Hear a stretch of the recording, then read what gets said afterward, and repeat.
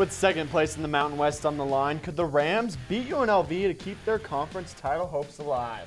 And basketball season is finally underway. With a season with such high hopes, could the men's team get off to a great start? We've got the highlights. And in case you missed it, is back. This week we have one of the best Pee Wee football players in the country. See her highlights. Yes, I did say her highlights. Coming up, this is CTV Sports.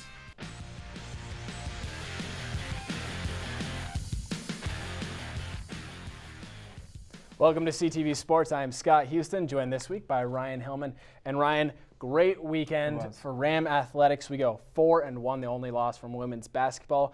And a great weekend for you, too. Your Broncos managed to get that win in Carolina. You gotta love the Broncos just mocking Cam Newton. That pulling out the Superman. The genie in the lamp. Yep, and the Von Miller sack dance. Love it, right. Absolutely love it. Scott, we got a busy show tonight, especially talking about the basketball team. Great first win for them. But first, let's take you around the fort and update you on Ram Athletics. Last Thursday was an orange out for the women's volleyball team as they took on conference leader, the Running Rebels out of UNLV. The Rams came out on top on this one, sweeping the Rebels on 3 straight sets. The Rams had 24 digs in this one, led by Izzy Gala, who had 19 of the 24. The spike game was also present for the Rams. Like always, Dana Cranston led the Rams with 10 kills, followed by Megan Plord and Breon Page, who both had 9. The Rams now move into second place behind San Diego State. Hopefully the Rams can move into first place as they only have 4 games remaining, and then it's on to the Mountain West Conference Tournament. And the volleyball team wasn't the only team that won this past weekend. The football team won again, too. Miracle, I know. Despite all the snow, the Rams managed to get the win. A lot of that was due to the great defense played by the Rams. But first, let's talk about Donald Alexander tearing it up. He ran for 139 yards and 2 touchdowns. Also, Connor Smith, and he led the Rams, managed to get the win 33-11. But the other side of the ball was also in dominant force. Shaq Barrett and Shaq Bell both managed to get touchdowns, defensive touchdowns too. Great overall performance by the defense. They held the UNLV Running Rebels to just about 200 yards of offense. Incredible, since this is one of the more powerful offenses in the Mountain West. Managed to get 4 turnovers. And really after that, UNLV wasn't able to get out of that quick hole that they dug for themselves. And you know, Ryan, a lot of college football goings on this past weekend. Alabama also drops their first game of the season against Texas A&M. Unbelievable loss. Really shakes up the whole standings of the BCS. And now it's really the main 2 down to Oregon, Notre Dame. Oh, main 3, that's right. Yep. 3 undefeateds left. The BCS goes this: K-State at 1, Oregon at 2, Notre Dame at 3, and Alabama at 4. Yeah, you know, and that loss really shakes it all up. Who do you think now is going to get that BCS title shot? You know what? You got to give it to Alabama. I mean, you think so? Last season they had 1 loss going in the national championship. So did LSU. They both got in the national championship with 1 loss. I think it's going to be Alabama for sure. They're definitely going to face either the Pac-12 champion Oregon or the Big 12 K-State. But K-State really hasn't proved themselves. Yeah, that whole Big 12 conference really isn't quite as powerful as the Pac-12 has been, where Oregon has been playing, and especially not the SEC, where Alabama has gone through an incredibly difficult schedule. I mean, Texas A&M was considered one of the weaker opponents on their schedule, and they're the 15th ranked team in the nation. Right. That's tough. And really, this is exactly the reason why the NCAA is implementing that playoff system in 2 years. Yep. I can't wait for that, because really it would give these 4 teams the opportunity to really show who is the best team in the country. Absolutely. Who do you think is going to be the national championship? Really quickly here. You got to go with Alabama. You think so? Alabama all the way. They could have NFL teams right Taking Oregon. All right. Coming up after the break, Ryan and I break down the basketball team from head to toe. Hey, be prepared to read the. So, I got this new family, and I don't know what it is about this one, but she can't seem to put down that toy. Oh, and she even talks to it. Who's she talking to? Her mom? She talks to her mom a lot. Shelters are the best places to find a new pet. What a perfectly beautiful little lady. That's where you'll discover healthy, loyal, and loving animals. You little rascal.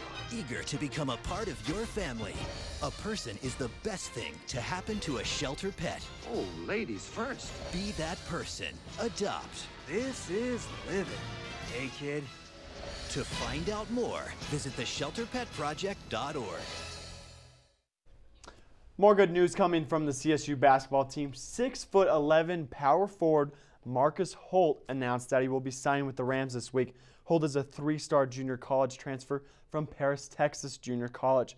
He had scholarships offers from 8 other schools, some of those being Marquette, Oklahoma, and Washington.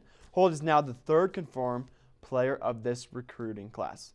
Scott, huge game this past weekend against Montana. Tournament hopeful there. What did you take away from this game, though? One of the biggest things was the determination of the team. Pretty quickly in the game, we dropped the early lead. We started trailing throughout the game. Halftime, we went into a trailing, and then we picked up the slack, managed to score those extra points, and hold on for the win. And I think that's really a testament to Coach Eustachy and what he's been preaching since the beginning, which is finish and play strong through the entire game. And like he said, it's going to be tough for any team to beat us this year. Right. You mentioned you didn't like their shooting percentage. I did not. But this is how I see it. The season is so young. Let's not be worried. We'll shoot it better. We'll take it inside. We shouldn't be worried. Yeah, I really hope that Colton Iverson is able to improve our inside game like he did in this game. Was the leading scorer for the Rams because we relied so heavily on such a good shooting percentage last year, ranked in the top 20 for a good portion of the season. Right. Let's talk about Pierce Hornung. The dude had flu going into this game. Yep. But he still managed to get 16 boards. You gotta love this kid. Yeah, the heart that he has is incredible. This isn't your normal, I just want to sit in bed flu. He was throwing up, vomiting 45 minutes before the game. And he was still able to get out there, show his heart, and get 16 rebounds, led the entire team in rebounds for the game. The dude is the manimal of college basketball. Yeah, absolutely. And also, along with Pierce Hornung on the inside play, was the leading scorer. Like I said, Colton Iverson had a great game, was able to get 18 points, and the second best scorer on this team for this game was other transfer Daniel Bejarano. What did you take away from the 2 transfers? One word, hungry. These dudes missed sitting out last year. They missed the game of basketball, and they proved to us that they're ready to play, and they're going to be maybe the leaders of the squad for this year. Yeah, they have a good chance. And when I was talking to Colton Iverson last year when he had to sit out for that entire season, I asked him what he was doing to keep ready. He said, I just got to keep in shape, cheer on my team as best as I can. But he used the exact same word you just did. He was hungry to get back onto the court and really show what he's able to do in these sorts of situations. Right. Big win for the Rams this past weekend. But now we move on to Chadron State, who is a small D2 school. Very small. What we need to bring everything together in this one. Yeah, a loss to Chadron State would be absolutely unacceptable. And for those of you who don't know, Chadron is not a state. I just found this out too. It's actually in Nebraska. Had to look that up. Yeah, it's that small of a school. But you can't underestimate anybody any given day of the week, because that's how you get these early losses in the season. And if we get these early losses because of our strength of schedule this year, we're going to be in a pretty tough pit to climb out of to get back into the tournament talk. Well, Montana, one of the top schools on our schedule that's tournament hopeful, and we got CU and Washington. But besides that, we're playing no one good. Yeah, not until conference play do our teams really start to pick up and become the quality of opponent that we'll be most likely facing in the tournament. Right. Also, new AP polls came out today. Colorado State still only getting 4 votes, but CU also climbing in there with 2 votes. So it's nice to see that somebody on our schedule, even if it is CU, will be one of those teams that we can look forward to play and get some good competition. Excuse me. Should be interesting. We'll see how the season. Yep, should be a good excited, one. Ram fans. I'm excited. Yeah. All right. Well, coming up after the break, we'll show you just how dangerous being a member of the media can be.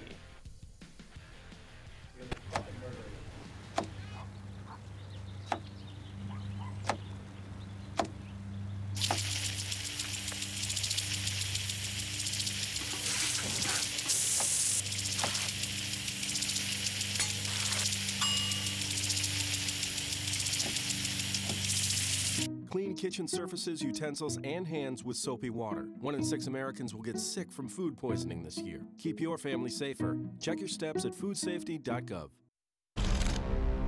Bring out the action hero in you. Be part of the greatest action movie ever. Show us how you train and eat like an action hero. Join in at actionheroalliance.com.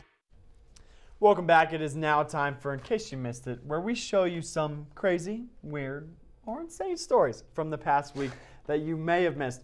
This week, a 9-year-old girl, yes, a 9-year-old girl, sensation in the football world is taking over. Scott, this girl is absolutely embarrassing everyone out there on the field. Yeah, you know, she's really breaking down that stereotype girls can't play football. Not only is she breaking it down, she's just trampling all over it. She's had 1,900 yards this season alone. That is absolutely incredible. We got the high school kids setting records on field goals. We got a new rushing leader in Pee Wee football. Watch out, Barry Sanders, Walter Payton. We got all those records crushing people in jeopardy. I can't wait to cover these people when they're in the pros. It's going to be incredible. All right, Ryan, you like 2-for-1 deals, right? Yep. BOGO, buy one, get one free. And Black Friday is coming up pretty soon. This high school girl is dealing out 2-for-1 blows on the court to the face. Check this out. Jumping up, takes the spike. Defender, not quite able to handle it. But then watch the rebound. Takes out a guy in the stands. 1, wait for it, 2. Embarrassing. I hope there was a doctor because her face is going to need some work. Yeah, that reminds me of the famous Ben Stiller. Meet the Parents. Meet the Parents. Love that movie. Oh, in the face. I feel bad for her. She's not even moving on the floor. It hits her, and she's out for the count. We need a pulse checker on that Someone just took a Mike Tyson punch. Oh, gosh. And our final video of the week, also coming from high school. This wide receiver taking a pass in the corner of the end zone, and it does not end well for the media man on the sideline. Timeout. I have no sympathy for this guy. We always get yelled at. You had to be behind that white dotted line. Yeah, we always get yelled about that. Never really understood why. Now we do. Yeah, now I do. I don't really want to take a camera and a shoulder pad to the face or the chest. You know what? None of it really sounds fun. In case you missed it, was all about in the face. I love it. I love it. Yeah, the girl is stomping records in the face, volleyballs to the face, cameras to the face. It's awesome. So, Scott, football season, only 2 games left. Yep. What do you take away from this season? You know, I've liked how we've looked in the second half of the season. That 6-game skid was brutal. Kind of reminded me of some of Coach Fairchild. Yeah. But I feel like Coach Mack has really started to get this team in the direction that he wants it, and the defense has been playing great. They have. Tons of turnovers, defensive touchdowns galore. But next week is Boise State on the Smurf turf. That's going to be a tough one. You never know. I love but then that field. We're coming back here for New Mexico, final home game and senior game. Hopefully, 4-game winning season. If we could break out of that 3-win slump, it would be incredible. I love it. Well, that's all the time we have you for this week. If you missed any of this show or our previous shows, you can check out all of them at ct11news.com under the sports section. And that's it for us. Have a good Thanksgiving break, everybody. Peace.